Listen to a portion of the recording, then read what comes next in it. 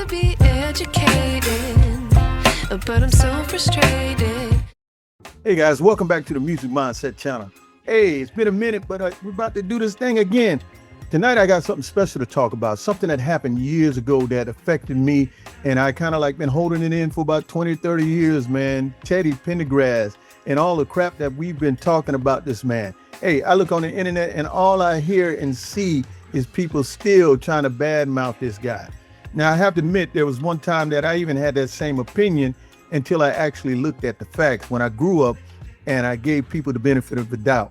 That's what this video is going to be about. Man, there's a lot of stories about Taz, his manager, getting killed and drugs and all these different things. Hey man, Teddy wasn't a great guy all around. He was a great singer and things like that, but he had some skeletons. And he's been married a couple times, that whole controversy with the kids, but that's not what we're talking about. I'm mainly focusing on what I've been hearing people talking about, this whole thing about Dr. J's wife being in the car during an accident and ridiculous stuff like that, and the whole transvestite story and stuff like that. Hey, go with me and we're gonna learn a little bit more about the truth. Now, some of y'all, no matter what I tell you, you're gonna be stuck on stupid.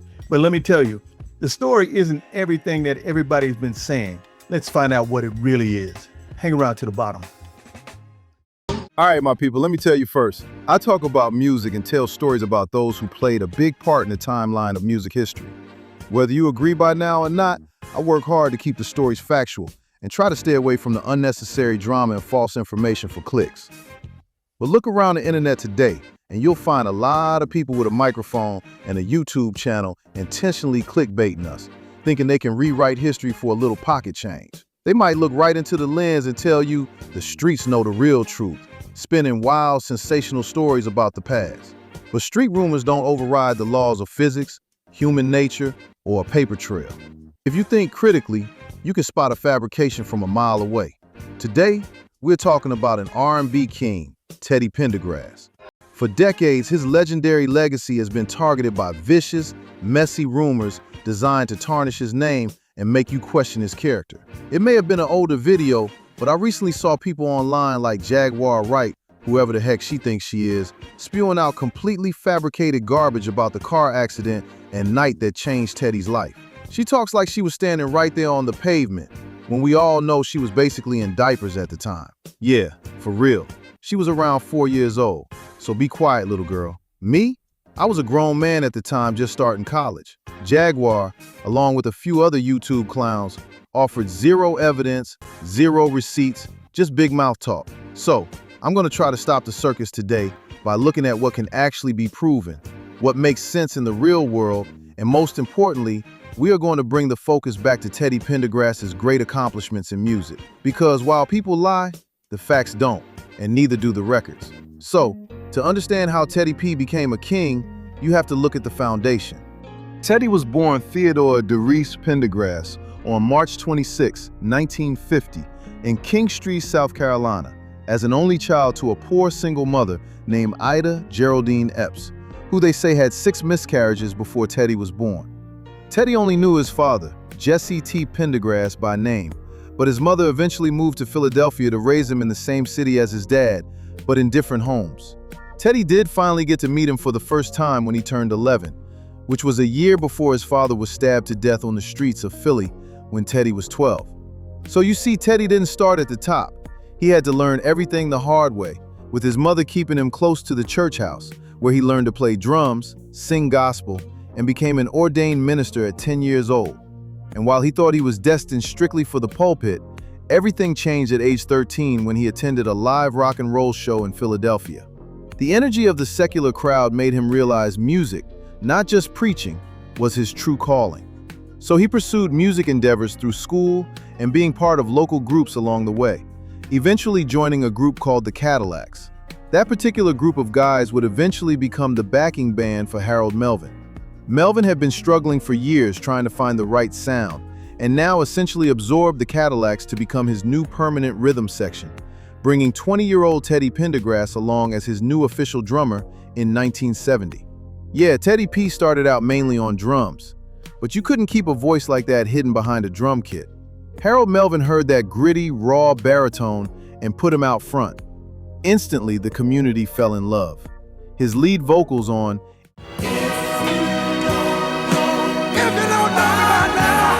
If You Don't Know Me By Now in 1972, Wake up, everybody, no more sleeping in bed.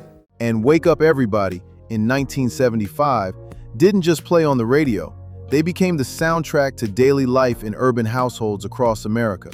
But by 1976, financial disputes and a lack of top billing forced Teddy to make a high-stakes gamble. He walked away from the group. And then the industry doubters swore this frontman couldn't make it completely alone. But Teddy didn't just make it on his own, he also made history in the process. Teddy Bear became the first black male solo artist in history to score 5 consecutive platinum studio albums. As a solo artist, Pendergrass was often called the Black Elvis by some. Now let's look at the charting and sales receipts that prove it. In 1977, his self-titled solo debut goes straight platinum. The track I Don't Love You Anymore hit number 5 on the Billboard R&B charts, a bold, up-tempo declaration that he was officially a free man. In 1978, Life Is a Song Worth Singing becomes a number 1 R&B album. It featured the masterpiece Close the Door, his only solo single to hit number 1 on the Billboard R&B singles chart and sell over 1 million physical 45s, earning an official RIAA Gold Single certification. This track single-handedly birthed his legendary Late Night for Ladies Only concerts. Yeah, this cat had the famous concerts where there were supposed to be only ladies in attendance. Then in 1979, the Teddy album spent a staggering 8 consecutive weeks at number 1 on the R&B charts, anchored by the bedroom anthem Turn Off the Lights,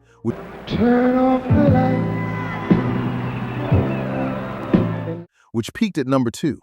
When he roared "Turn 'em off" over that silky arrangement, the arenas went into absolute hysteria. The same thing with you, baby! Turn 'em on! And then in 1980, the album TP kept the hit streak completely unbroken. This album went platinum on the back of a track the community played until the grooves wore out. Say about looks like another Love TKO. Love TKO, with its deep, hypnotic early 80s bass line, Teddy showed a powerful, masculine man dealing with absolute emotional defeat. It remains his most heavily covered and sampled song in history. By now, Teddy had the ladies throwing their drawers on the stage and stuff. Then in 1981, It's Time for Love album brought another platinum plaque, driven by the classic My latest, my greatest inspiration. You're My Latest, My Greatest Inspiration. This was his pinnacle. He was the undisputed king of R&B at the time, an absolute superstar delivering a persona that the community trusted and depended on. But after all that huge success came the night that changed everything.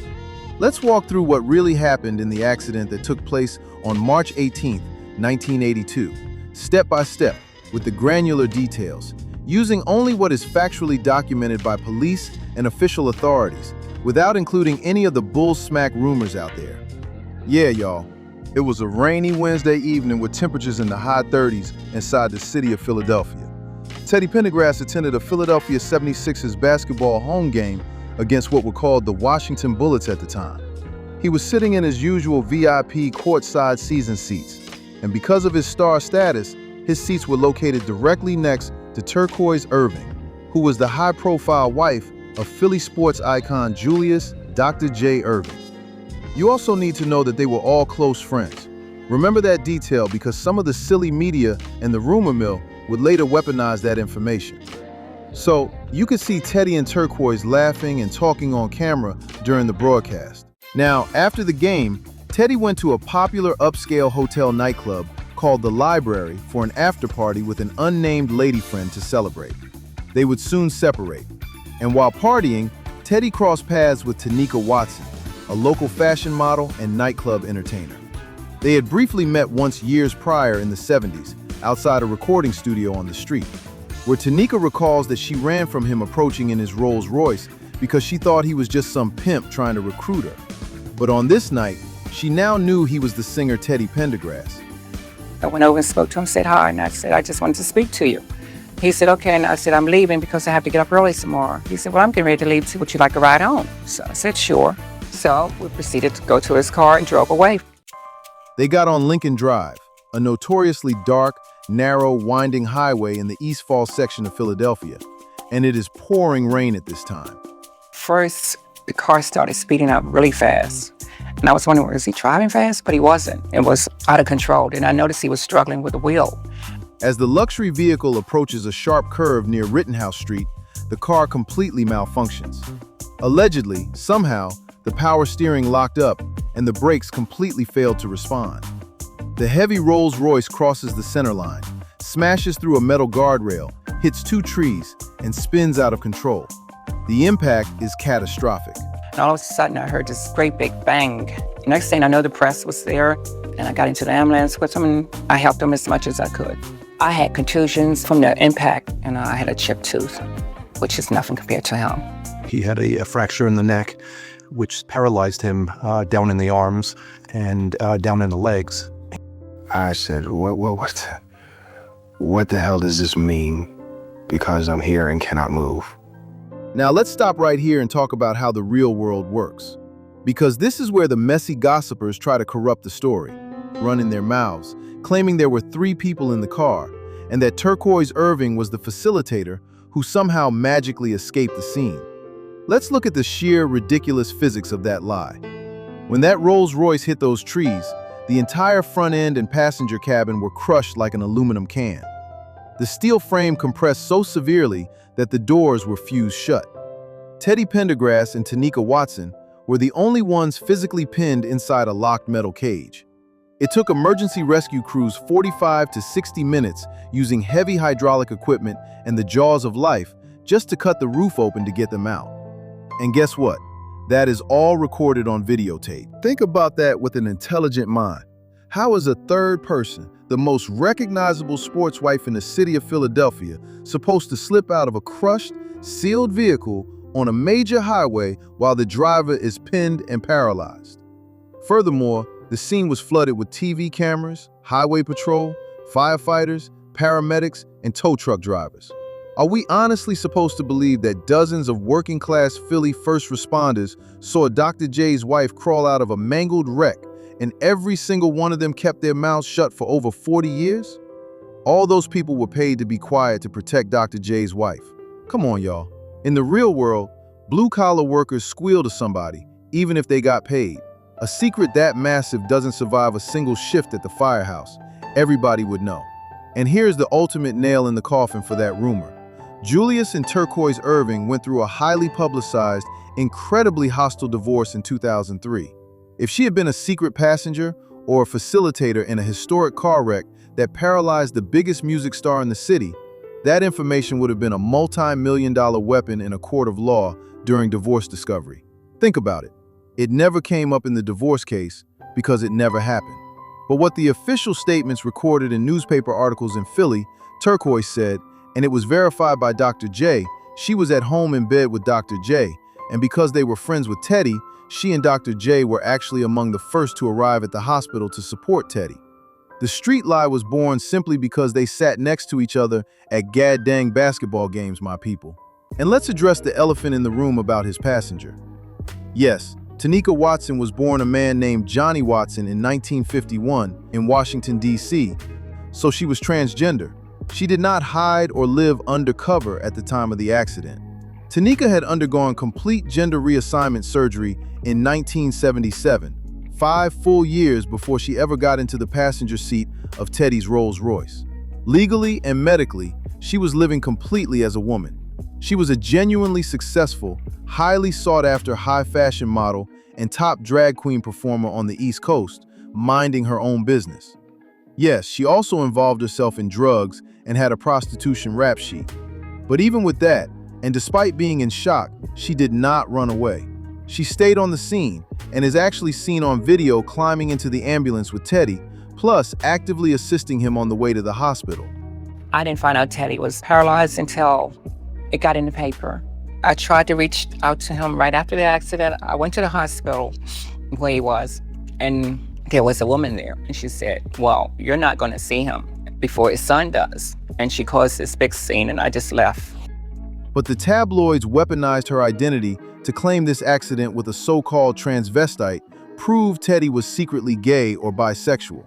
But when you look at what is known, Tanika has publicly stated that she never disclosed that she was transgender to Teddy. You know, I know a lot of people say, well, is he gay? You know, is Teddy gay? And, no, he wasn't gay. He had access to the top of the line of everything, the prettiest women in the world. And I think it just got to the point where this was enough. Let me try the next highest. This is not enough. Let me go here. This is, I've never been around, any groups we've never had that company, with us, but it was something that was a part of him. There is no documented evidence showing that Teddy knew or had reason to believe otherwise that she was not a woman. She was a woman to him, and it is pure speculation to state anything about his sex life based on knowing Tanika without having anything concrete to back it up. Giving someone a ride home from a club is standard human behavior, especially for players. But now, come on, none of them are stupid enough to think that they were not out there making plans to get their freak on that night. But no crime was being committed, except the fact that Teddy was driving on suspended driver's license. And a few weeks prior, he had wrecked a Maserati. Yet this accident that left him paralyzed is only proof of a mechanical failure, not an exposure of his sexuality. But I hear you. You heard the story of him having sex while driving, or that he was drunk, drugged up, and that led to the crash. 40 years later, people on the internet claim they know exactly what caused the crash and what happened. But the funny thing is, the Philadelphia Police Department officially found no evidence supporting drug or alcohol allegations. Keep in mind, at the time, Pendergrass had an open case, and he was reportedly suing the police for $500,000 for harassment. He felt they hassled him for only being a rich black man, driving around in expensive and fancy cars in Philly. And prosecutors pursued no criminal charges beyond the $245 citation package of driving on suspended license and reckless driving. And they closed the investigation without determination of why Pendergrass's Rolls Royce smashed into a tree. You see? Nana Nabubu. If he really did half of what people said he did that night, it would have all came out in police testimony in some way. But you want the ultimate receipt? Rolls Royce later paid Teddy Pendergrass an undisclosed and confidential out-of-court financial settlement for the car's mechanical failure. A global automotive giant does not write a huge check to a driver that was simply being reckless, under the influence, or messing around in the front seat. They paid because something went wrong with Teddy's vehicle that they could recognize, and it was cheaper to settle and run away from it. But the fallout for Teddy was devastating. He suffered a fractured cervical spine, leaving him a quadriplegic, permanently paralyzed from the chest down at just 31 years old. Yeah, he was that young. And now his touring career was over. He spent a year in dark isolation, battling severe depression, and you would have too. But a real king doesn't just stay down. Teddy refocused his mindset. He spent months training his upper diaphragm to project his voice without the help of his paralyzed lower body muscles. He would never be the same Teddy P, but he wasn't planning to just give it all up. And then on July 13th, 1985, at the Live Aid concert in Philly, Teddy made his historic return. When he was rolled out in his wheelchair and sang "Reach Out and Touch," 100,000 people went to tears and cheers. He proved his spirit was unbroken. He then went back into the studio, and in 1988, he teamed up with Reggie and Vincent Calloway, the founders of Midnight Star, to release the song Joy.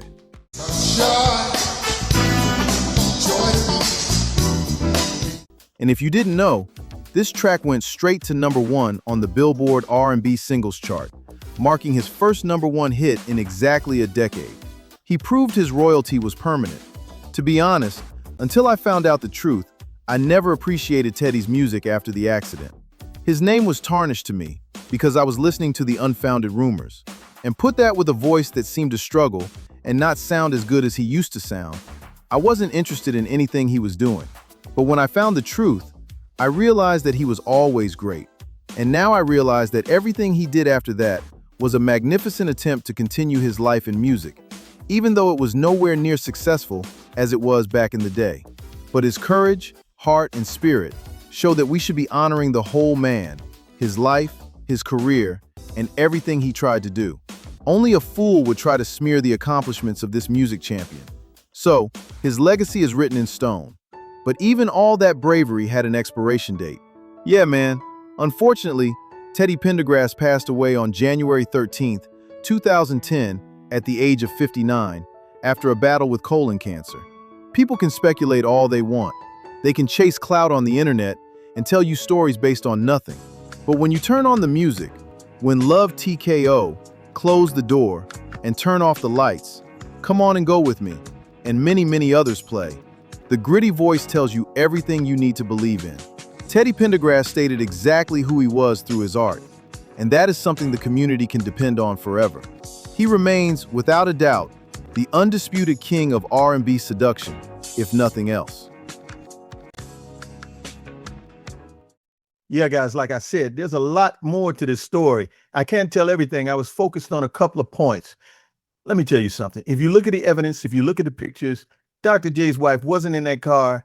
And the whole thing about a transvestite or a transgender person isn't all that you say it is or think it is. Because as far as I'm concerned, as far as the facts show, this woman was actually considered a woman.